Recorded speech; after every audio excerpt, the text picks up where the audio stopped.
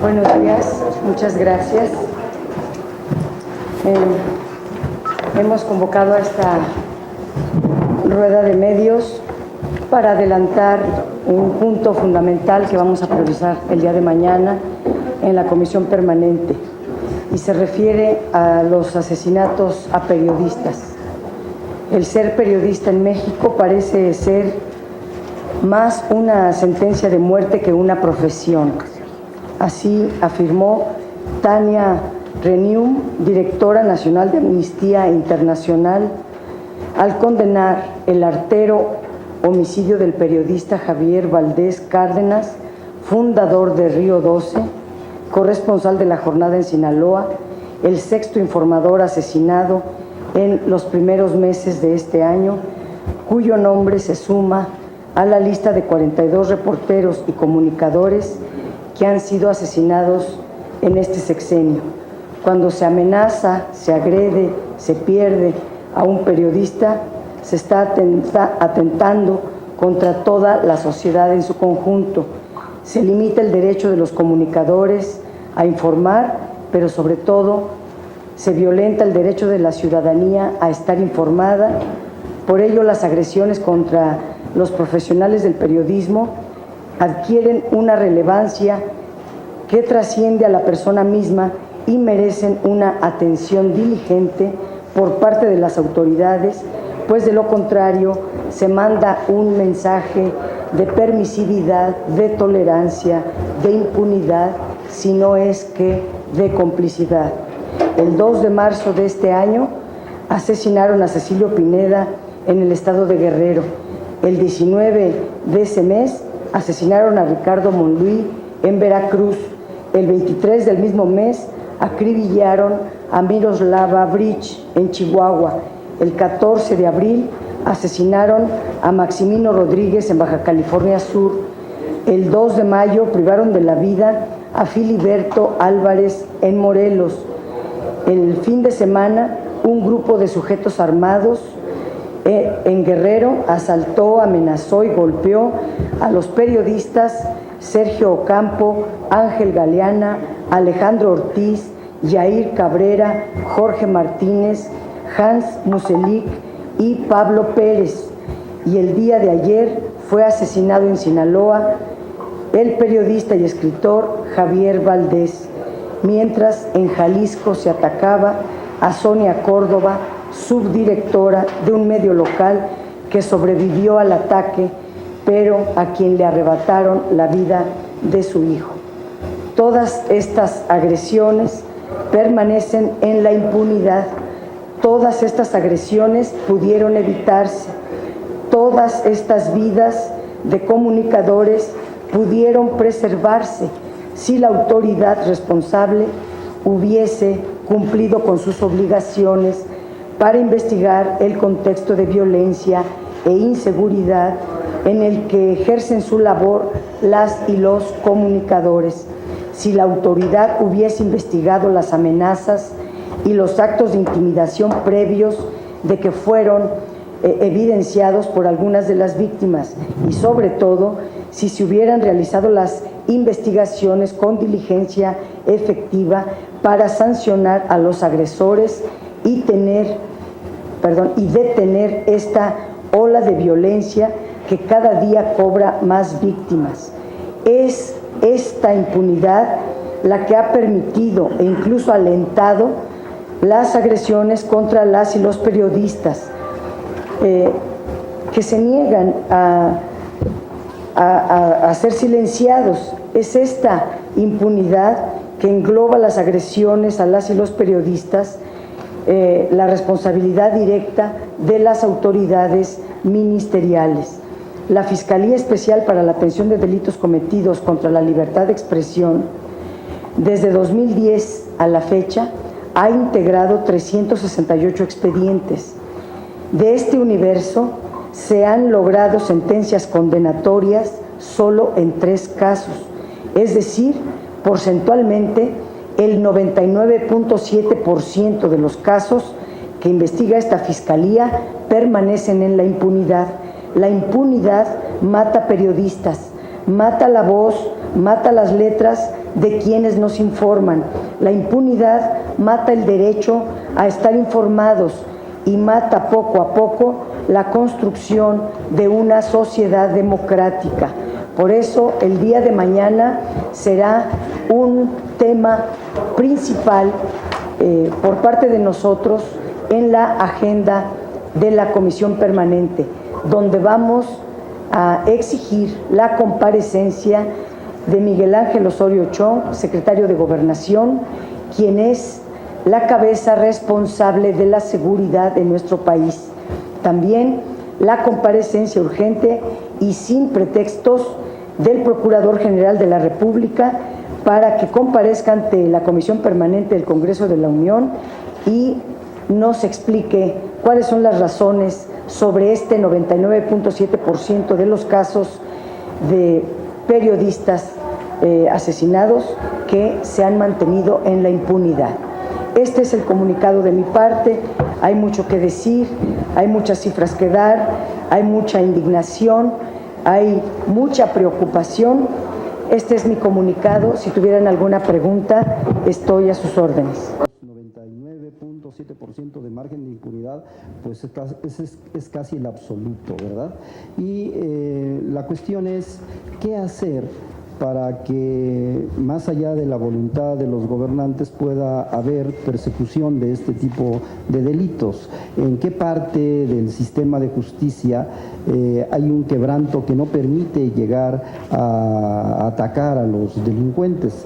Y si en ese marco usted consideraría que hubiera una fiscalía autónoma para periodistas exclusivamente, porque en el gobierno federal hay dependencias que se ocupan inclusive de defensores de derechos humanos, y si vemos la dinámica de un periodista y la dinámica de un defensor de derechos humanos es muy distinta, y quizá allí haya un margen de debilidad, de fragilidad institucional para perseguir este tipo de delitos.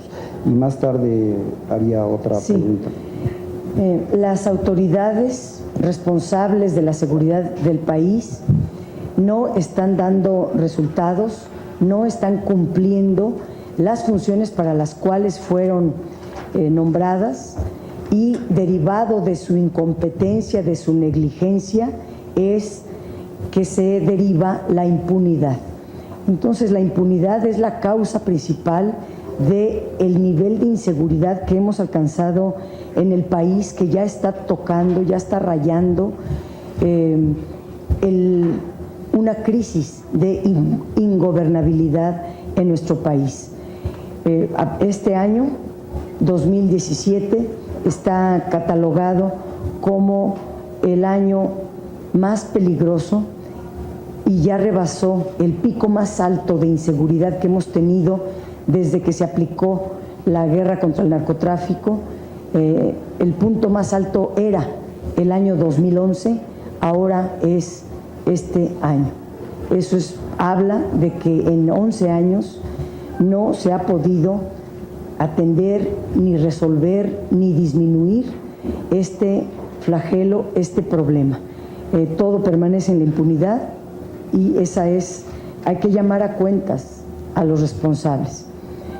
Por otra parte, el tema de la Fiscalía, yo presenté una iniciativa de ley, la he comentado con el senador Gamboa, con varios senadores y senadoras, para que se apruebe que el fiscal o la fiscal, para ver los delitos cometidos contra periodistas o contra la libertad de expresión, sean personas de la confianza del gremio periodístico, que el gremio periodístico le presente al procurador una lista de nombres de quienes pudieran ser fiscales de su confianza, porque este último nombramiento que hizo el procurador Raúl Cervantes, yo consulté a varios periodistas qué opinión tienen de él, qué resultados esperan de él.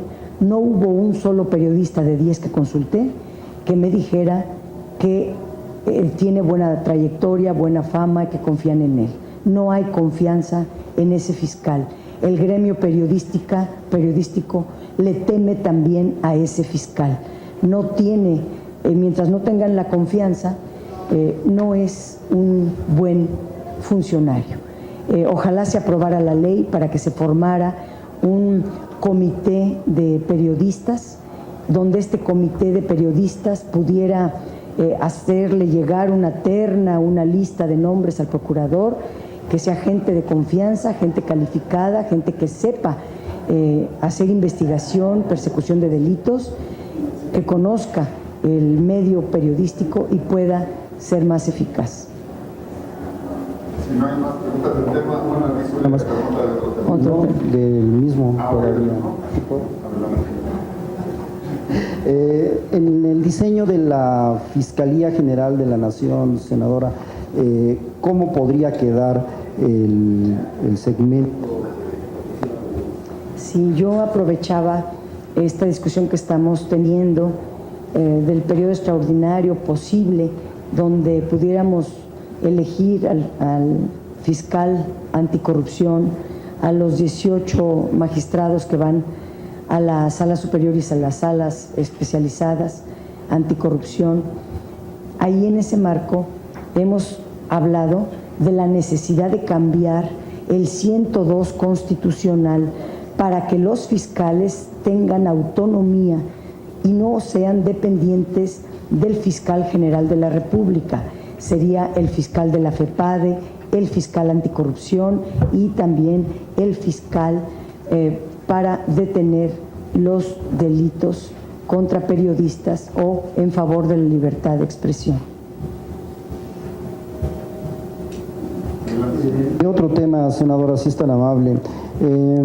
Se conocen ahora partes de un informe de visitaduría interna de la PGR de cómo se construyó la verdad histórica de Ayotzinapa, violando derechos humanos, y ahí esa área de control interno, fiscalía, persecución interna de irregularidades, encuentra problemas de aplicación de la justicia en el seguimiento, en la investigación del tema de Ayotzinapa, y el expediente de esta verdad histórica podría caerse con esas irregularidades. ¿Usted qué nos puede comentar?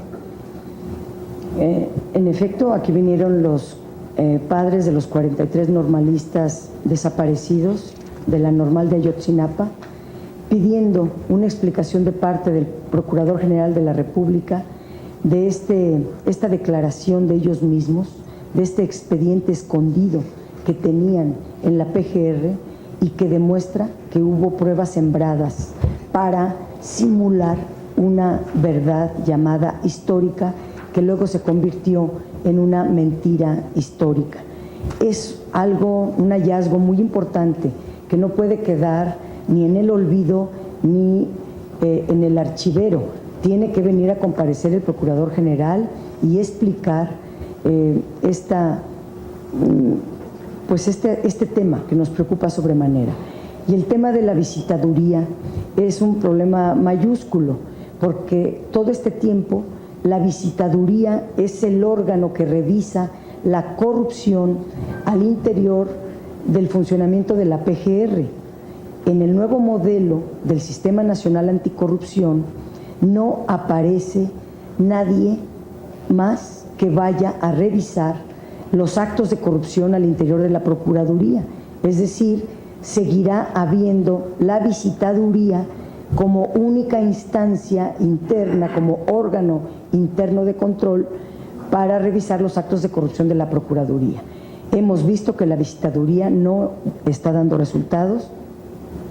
Luego entonces hay que aprovechar todo el tema legislativo que vamos a abordar cuando se aborde la Fiscalía, el pase automático, la revisión del 102 constitucional, la ley orgánica de la Fiscalía General Anticorrupción, para que quede muy claro en el Sistema Nacional Anticorrupción quién se va a encargar de manera autónoma, de manera separada, y no un órgano interno que forma parte de un subordinado del fiscal general, quien va a revisar la corrupción o los actos de corrupción del propio fiscal, de los fiscales y de todo el organigrama de la Fiscalía General de la República. nos parece que no está bien escrito en el Sistema Nacional, no está claro en el Sistema Nacional Anticorrupción un ente aparte, porque si fuera, por ejemplo, una falta administrativa, un delito de responsabilidades de servidores públicos, no le tocaría al Tribunal Superior de Justicia Administrativa, sino sería la visitaduría que hoy existe. Entonces nos parecen lagunas muy peligrosas que debemos de cubrir. ¿No dejaría ver el tipo de irregularidades como esto del expediente de Ayotzinapa, senadora? Así es. No quiero generalizar, ha habido visitadores buenos, otros no tanto. Aquí los resultados son los que cuentan. Hay un grado de impunidad enorme. Para periodistas, pues es del 99.7%, por no decir el 100%. Pero para otros delitos es del 92, del 95% el grado de impunidad. Entonces estamos hablando de que la Procuraduría General de la República no está resolviendo, no está investigando, no está averiguando y no está teniendo resultados de eficiencia. Son muy deficientes y lo que prevalece es el grado de impunidad y no se brinda justicia al país. Senadora, nada más un detalle sobre Ayotzinapa. La bancada del PRD en el Senado estaría porque se vuelva a empezar la investigación de Ayotzinapa y que toda la investigación esté limpia de irregularidades en el debido proceso.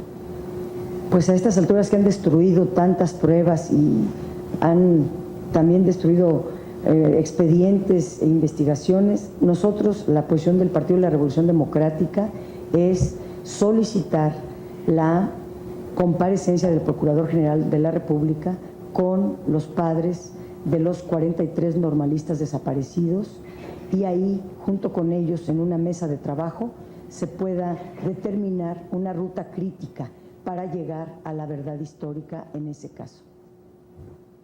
Gracias.